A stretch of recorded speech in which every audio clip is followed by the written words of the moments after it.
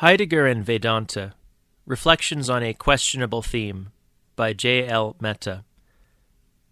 What is questionable can sometimes be worthy of thought, and what is unthinkable can sometimes be glimpsed as that which thinking is about. Both Heidegger and Vedanta amply illustrate this. No other justification can be offered for the following very questionable enterprise of bringing together two disparate ways of thinking, so wide apart in time and in their entire context.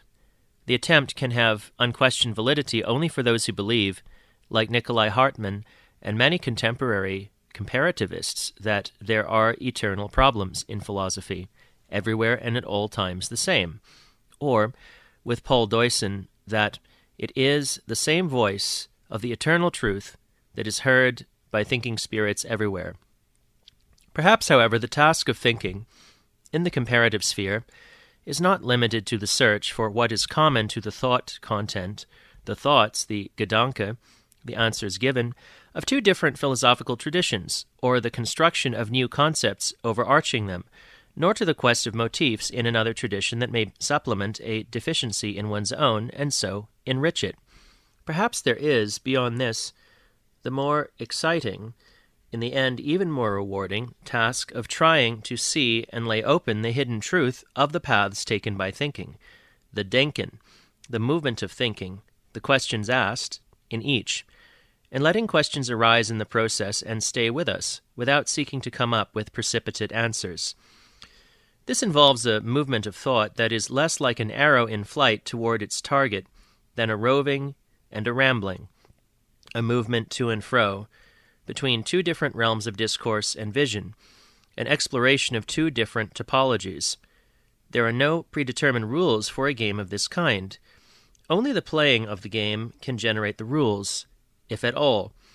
So much by way of apology for the following fragmentary, somewhat Heideggerian remarks on this questionable theme. 1. Deussen quotes the following passage from Shankara's commentary on the Brahma Sutra, 1.3.33, as characteristic for Shankara's period as well as for his theological conception. Quote, "For also what is for us imperceptible was for the ancients perceptible. Thus it is recorded that Vyasa, the author of the Mahabharata, and others used to meet the gods and rishis face to face. But if some would assert that, as for those now living, so for the ancients also it was impossible to meet with gods and the like, they would deny the variety of the world. They might also maintain that, as at present, so also in other times, there was no world-swaying prince, Sarvabhauma Kshatriya, and thus they would not acknowledge the injunctions referring to the consecration of kings.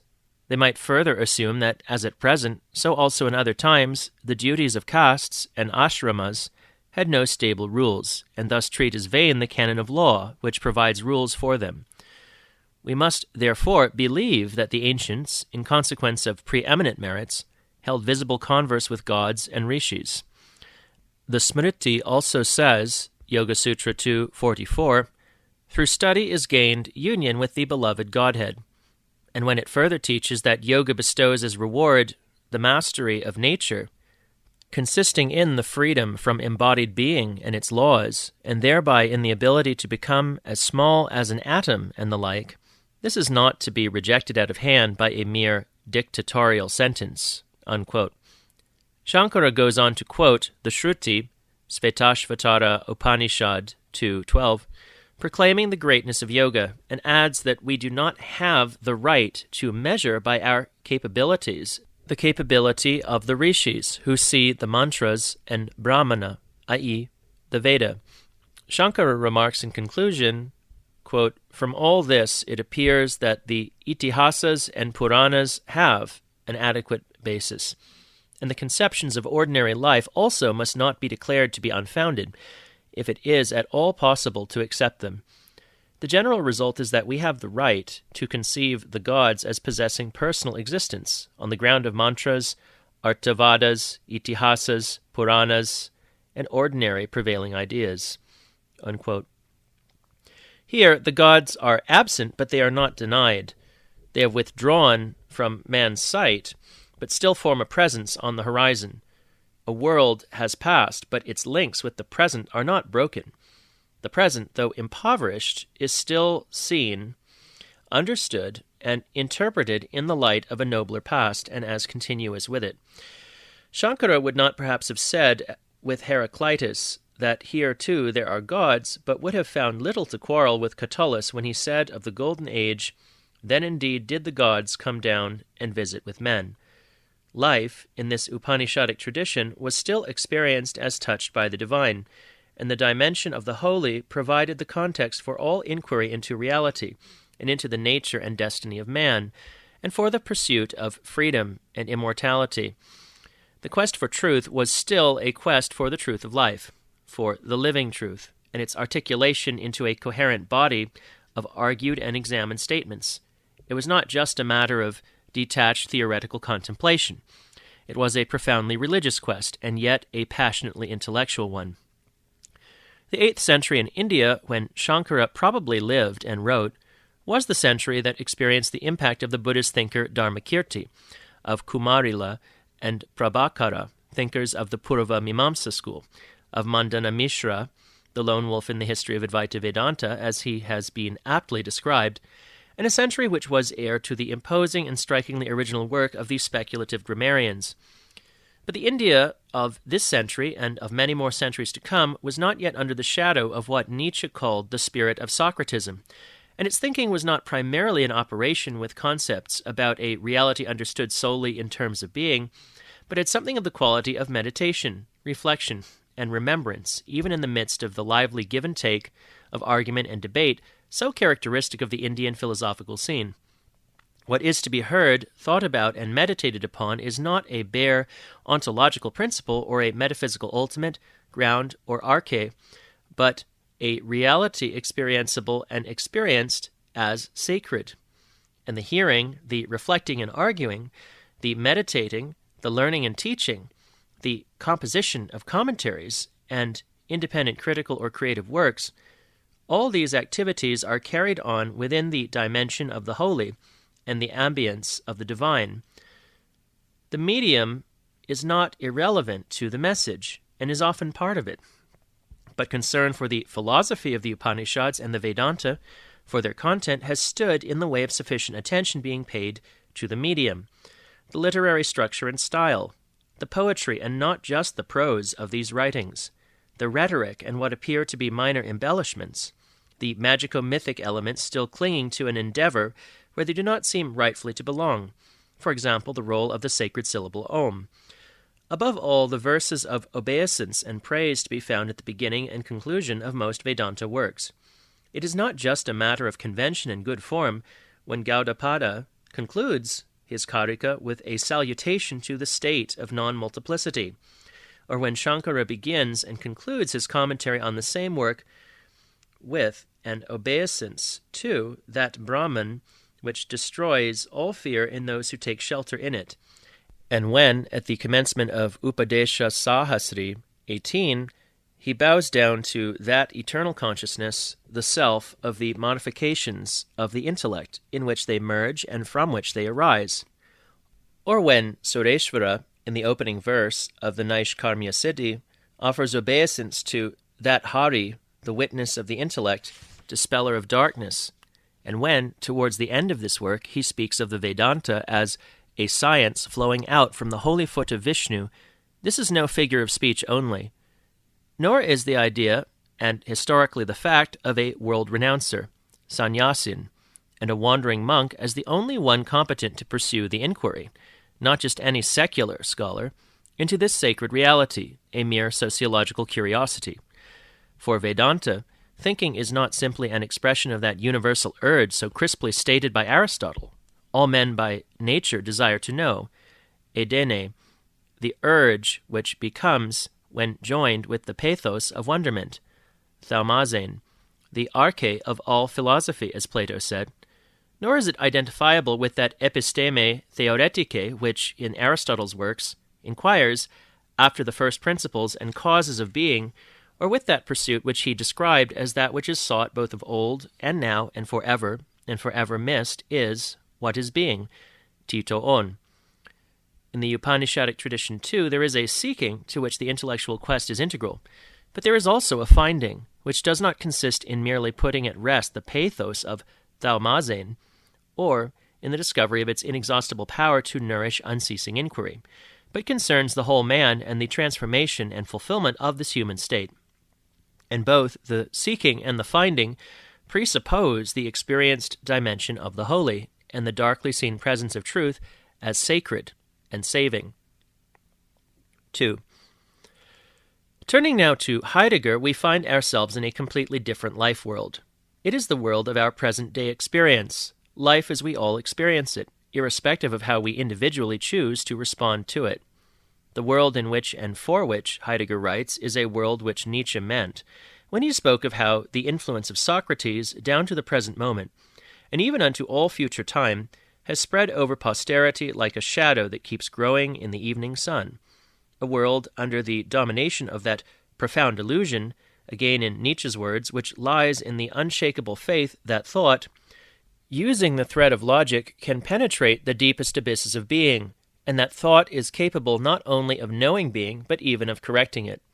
It is, further, a world which has been determined by the spread of Christianity and its subsequent secularization, so that, in the words of Arend Theodor van Leeuwen, in the spread of modern Western civilizations throughout the world, something of the spirit of Christianity incognito is at work.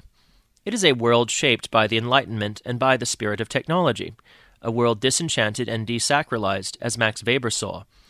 As Heidegger has also described it, a characteristic feature of the modern world is the flight of the gods, Entgötterung. Quote, this expression does not mean the mere setting aside of the gods, a crude atheism. The disappearance of the gods is a two-sided process.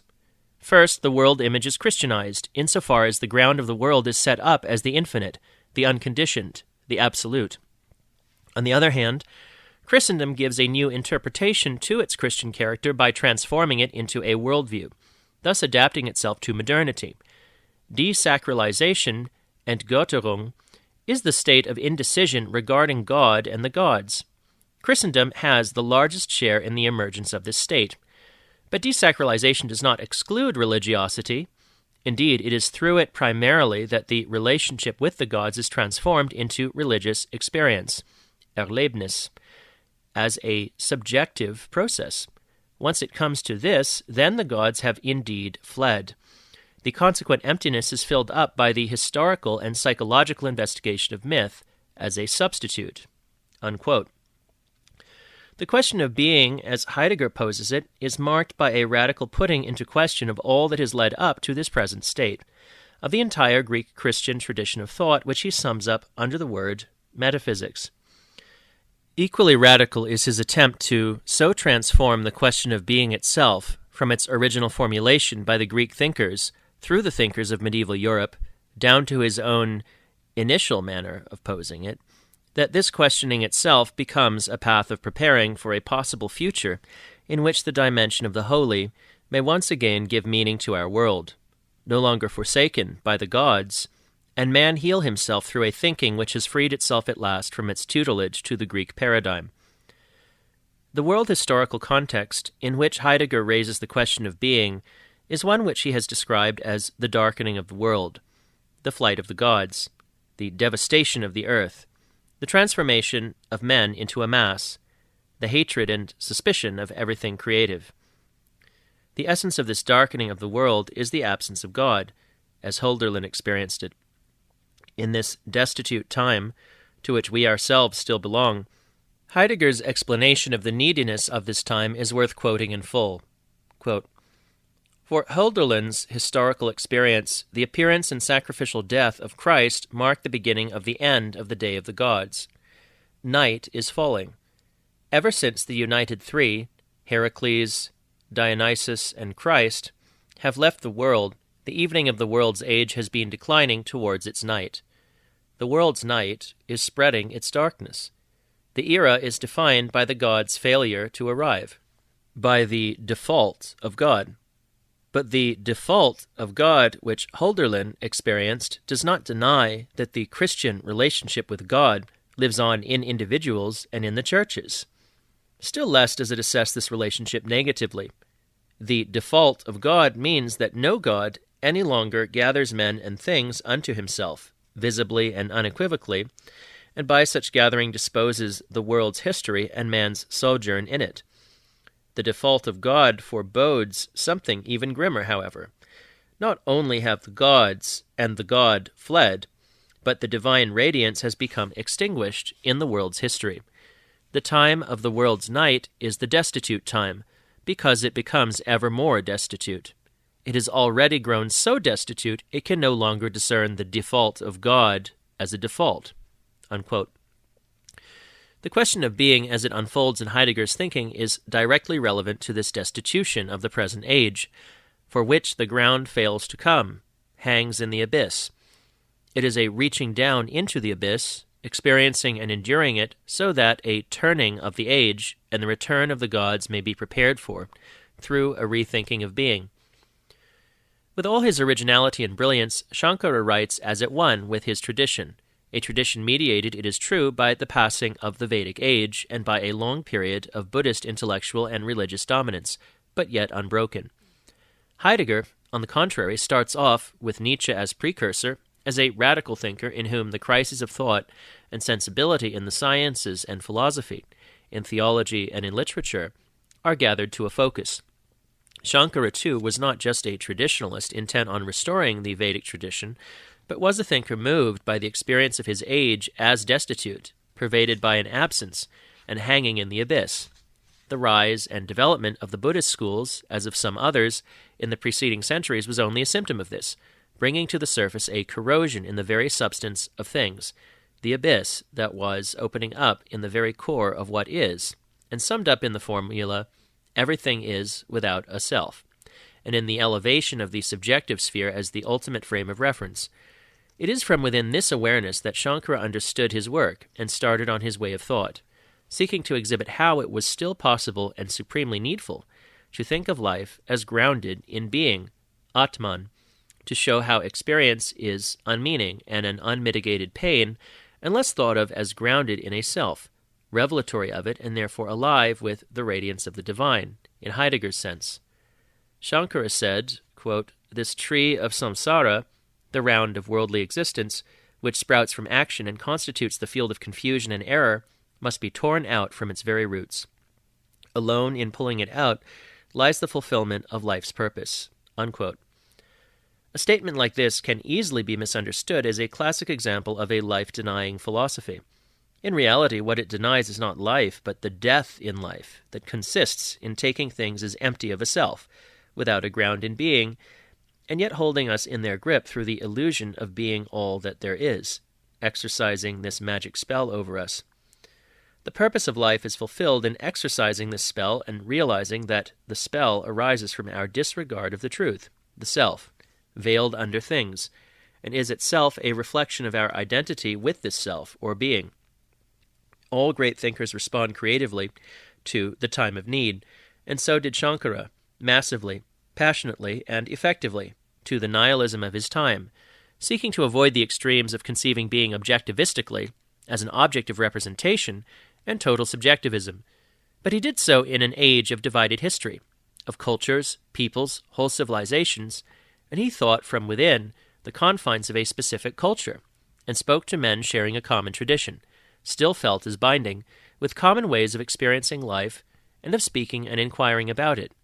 Heidegger's thinking, on the contrary, is a response, in full historical self-awareness, to the phenomenon of what he calls world civilization, to its correlate, the process of the Europeanization of the earth, and to its consequence, homelessness. As Heidegger puts it, homelessness has become a world destiny in the form of world civilization. This homelessness has long been coming about, enveloping the future in this inexorable process, as Nietzsche perceived, as a consequence ultimately of the originally Greek comprehension of being, of the way being disclosed itself to the Greeks. More accurately, perhaps, it is a consequence of the thinking generated by this disclosure, thinking as philosophy, as metaphysics, and what remained unthought in this Greek understanding of being. This comprehension, never made explicit, remained dominant in Western thought until Nietzsche's awareness of it as a prejudice, though he never succeeded in adequately formulating this awareness. It also determined the character and nature of this thinking itself, until Nietzsche subjected it to radical questioning, again without clearly seeing the way to a satisfactory formulation of his insight. It is precisely this that Heidegger seeks to accomplish, bringing Nietzsche's insight to a full unfolding, inquiring about the predetermined perspective on which the Greek understanding of being depended, and trying to see how the dreary homelessness of our mode of being in the world today has come to pass. It is thus that Heidegger is able to bring Western thought, for the first time in its history, to an awareness of its specific limits, as something historically conditioned and factitious, as based on specific presuppositions which have constituted its unthought, unverbalized foundation. He has thus brought it to a realization of its own parochial character as Western thought, that is, as philosophy, as distinct from other possibilities and modes of thinking, adumbrated or realized elsewhere, else when. 3. But how has this homelessness, this transformation of home into wilderness, how has this harvest of what seems like death become a world destiny in the form of world civilization? Why must the seeds sown once in Greece generate a desert bound to envelop the whole world of man? Much of Heidegger's thinking since the late 30s has been devoted to showing how nihilism is not just an isolated phenomenon in the history of the West, nor even the central feature, but that it is the very law of this history, its logic. How this Western history has assumed in modern times more and more a world historical character is a question that has been variously answered by Hegel, Marx, Nietzsche, and Christian theologians. Is it because of an inherent entelechy in the Greek idea of reason, the fountainhead of all philosophy and science, towards universal and glad appropriation, as Husserl thought, that a geographically localized history has become planetary? According to Heidegger, science and technology, themselves rooted in philosophy and in metaphysics, as characteristically and uniquely Greek forms of thought, are universally triumphant because they are unrivaled instruments of power over that which is, over every being or entity, to on, das Seiende, as presented in the light of the conception of being implicit in the Western metaphysical tradition. It is when beings are seen in this light that they acquire their character as sheer entities to be measured and maneuvered. The Europeanization of the earth is in reality the irresistible triumph of this light, through which things become entities and then, in the modern era of subjectivism, objects. But a prerequisite for the irresistible power of this light is that it should itself remain invisible, that what has remained unthought in the Greek version of being, its presupposition, should remain unthought. It is to the task of penetrating to this unthought, of thinking it, that Heidegger addresses himself and exhibits in his thinking how this power of being can be broken and abated, how a turn in the world destiny of universal homelessness can be brought about. The world has become one only today, in the sense of being universally under the sway of the Greek mode of thinking as the thinking of being, in terms of being, and as exhibiting everything under the aspect of being.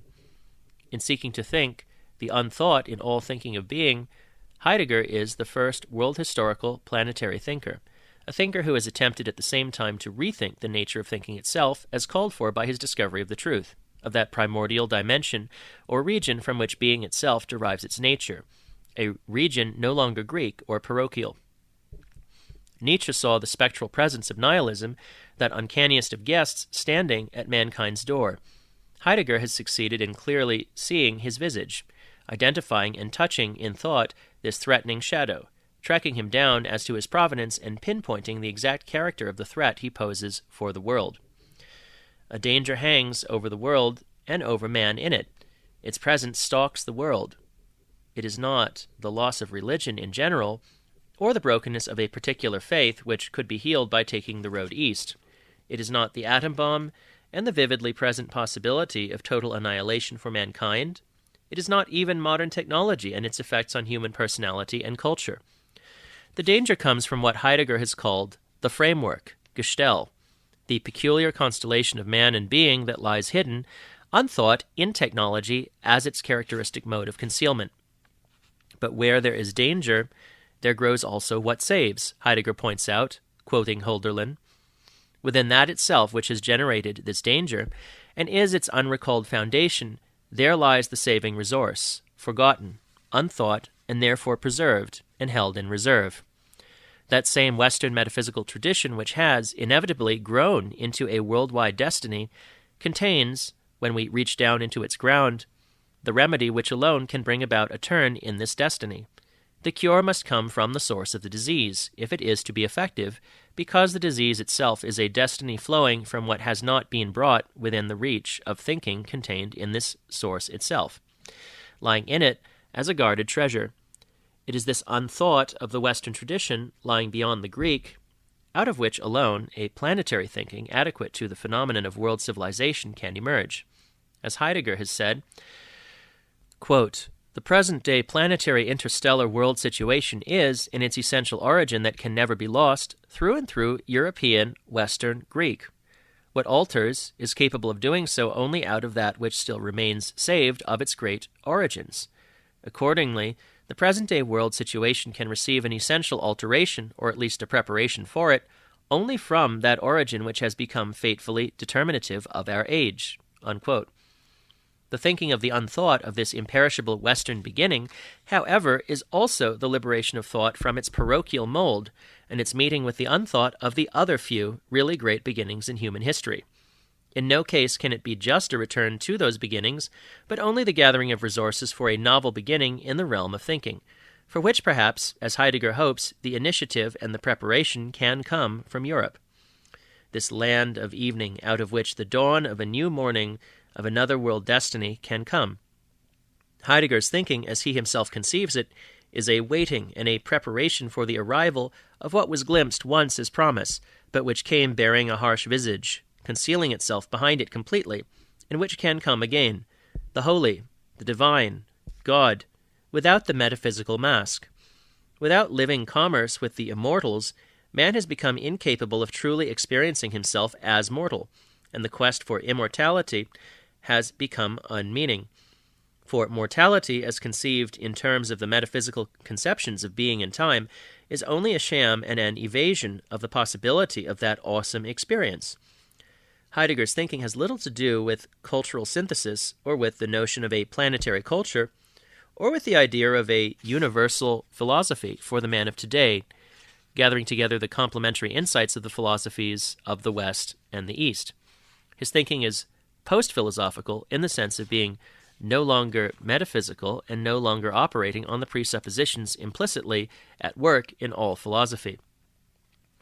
Yet, it is finite in the sense that it does not claim to make an absolute beginning, but can emerge only as mediated by the course of the Western metaphysical tradition and its thinking of being, as still linked to that which it seeks to overcome.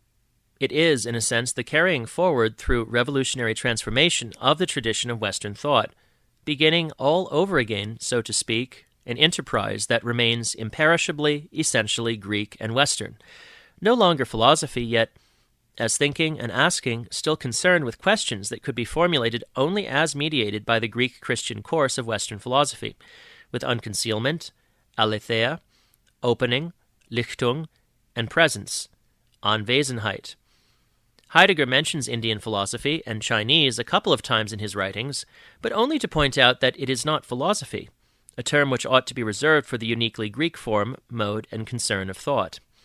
As compared with several pointed references to East Asian thinking, he refers in a positive sense only once, and that too, almost casually, to anything in Indian thought. This happens in the course of a discussion between him and Eugen Fink on Fragment 26 of Heraclitus, regarding the nature of sleep, where Heidegger remarks, "For Indians, the state of sleep is the highest life," a remark dismissed by Fink with the words, "That may well have been the Indian experience." This unconcern is somewhat surprising, in view of the attention given by Herder, the German Romantics, Schelling, Hegel, Schopenhauer, and Nietzsche to Indian philosophy.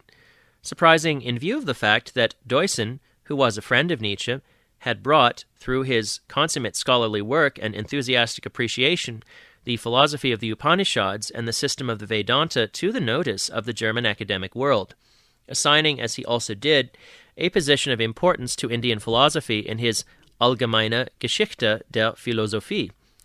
It is not likely that Heidegger had no knowledge of these developments, or of the interest of his colleagues and contemporaries Rudolf Otto, Max Scheler, Georg Misch, Dilthey's pupil, and Karl Jaspers in Indian thought.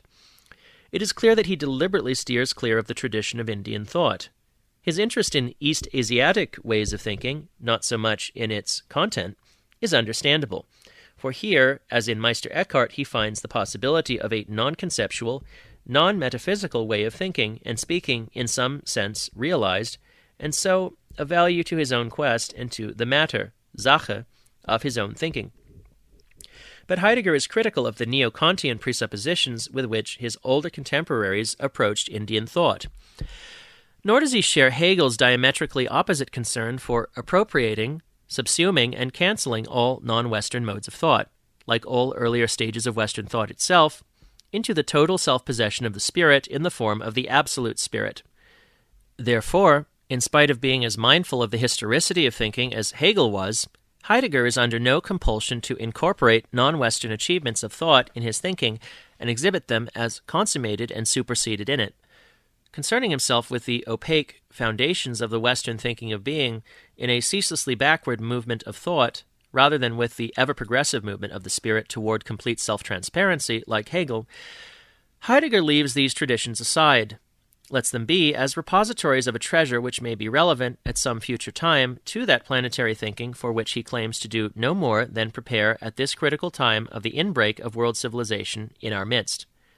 Deussen said in his Allgemeine Geschichte der Philosophie, quote, "One purpose will surely be served when the Indian worldview becomes known. It will make us aware that we, with our entire religious and philosophical thought, are caught in a colossal one-sidedness, and that there can be found yet a quite different way of grasping things than the one which Hegel had construed as the only possible and rational way." Unquote. No less than Deussen and many others who have been saying this since, and far more acutely, Heidegger is aware of this one-sidedness. But Heidegger is extremely suspicious of the concept of worldview, and his way, therefore, has been that of becoming aware, through radical, persistent questioning and tracking down, of the origin and nature of this one-sidedness, rather than of hastening to a premature answer like that of Deussen, an answer that is still rooted in his unexamined Schopenhauerian and Kantian presuppositions. Here, the Indian Weltanschauung remains an alternative image for mere aesthetic contemplation, and it is an image which is in itself largely a projection of these presuppositions. As against Deussen's, the Heideggerian question is, must not there be a different way of grasping things than the one which was launched by the Greeks, a way that needs to be fashioned yet by becoming aware of the implicit and unquestioned foundations on which they built? And must it not be not an alternate way which can be substituted for the Greek, but rather a foundational way which can provide the Greek and the Western enterprise with the foundation of a more primordial awareness, and thus break its appearance of absoluteness and independence? For there is no choice between two alternatives today. The Greek way has become world destiny. This is our world, and the only choice left is whether, through another manner of thinking than the metaphysical, we can enter into the region, yet to be recognized and articulated in language, but not beyond reach, as the invisible basis of that world, the region of what Heidegger has called the event of appropriation, Ereignis. The question of thought here is not personal, the achievement by the single individual of his ultimate human purpose through insight into reality, but world historical, as philosophy is world historical, the quest of a common world of shared meaning and ways of speaking. It is thus not evident how the Indian tradition can help in this enterprise, as it is becoming evident, partly in consequence of Heidegger's thinking, that the Indian enterprise of self-understanding in respect of its tradition is by no means always helped by being translated in terms of Western conceptuality. This, too, may be a reason for Heidegger's lack of Schopenhauerian warmth for Indian philosophy. And there is another more crucial point worth mentioning perhaps in this regard. Heidegger's quest for the sense of being is at the same time a quest for the right or appropriate language in which to talk about it, in which the region from which being itself gets its sense can find utterance. This region, as it finally comes into view in Heidegger's thinking, is that realm of the event of appropriation, vibrating within itself, through which man and being reach each other in their nature, achieve their real nature by losing those qualities with which metaphysics has endowed them. Thinking, this self-vibrating realm, is building with language, a self-suspended structure expressive of this realm, inaccessible in the language of metaphysics. Here, language is the most delicate and thus the most vulnerable vibration holding everything within the suspended structure of the appropriation. Heidegger's search for the appropriate language with which to build in this realm, that is, to think it, leads him progressively away from metaphysical, conceptualizing ways of speaking, and makes him even wonder whether Western languages, just because they are superbly suited for metaphysical thinking, can ever lend themselves to non-representational utterance. For the thinking of being, the Greek language is paradigmatic, for it alone, Heidegger says, is logos. What is said in it is, at the same time, in an excellent way, what it is called. What it presents, through its legen, is what lies immediately before us. Through the audible Greek word, we are directly in the presence of the thing itself. Because to the Greeks the nature of language is revealed as the logos, Greek is the language uniquely fitted for that expressly adopted and unfolding correspondence which corresponds to the address of the being of what is, which is philosophy, as Heidegger describes it, and for that very reason inadequate to the attempt at a thinking responsiveness to that other domain beyond the being of what is, the domain of the truth of being, from which being itself derives. Since we can neither ever again return to this nature of language, nor simply take it over, Heidegger says, we must enter into a dialogue with the Greek experience of language as logos. As Indo-European, Sanskrit also is in some measure metaphysical, as distinct from the languages of the Far East, with the notions of being embedded in it, grammatically and conceptually. It is metaphysical in being representational, concept-generating, and in being productive of ontological speculation about being as the ground of all that is, and so giving the appearance of setting up a reality other and higher than this world, in the sense attacked by Nietzsche. Since this possibility of thinking has been fulfilled in its amplest and purest form in the Greek tradition, Heidegger is not interested in how Sanskrit speaks, in the sense in which, according to Heidegger, it is language that speaks, not man, nor in the tradition that has evolved out of it. The extreme opposite of both Greek and Sanskrit in their characteristic mode of disclosure, the Far Eastern languages hold greater promise for the thinking that reaches out to a non-representational mode of utterance. Thus, the very reasons for the delighted surprise and excitement with which the discovery of Sanskrit was hailed by European linguists, along with the thought forms in Indian philosophy by scholars such as Garba and Deussen, are reasons for Heidegger's relative indifference to the Indian tradition.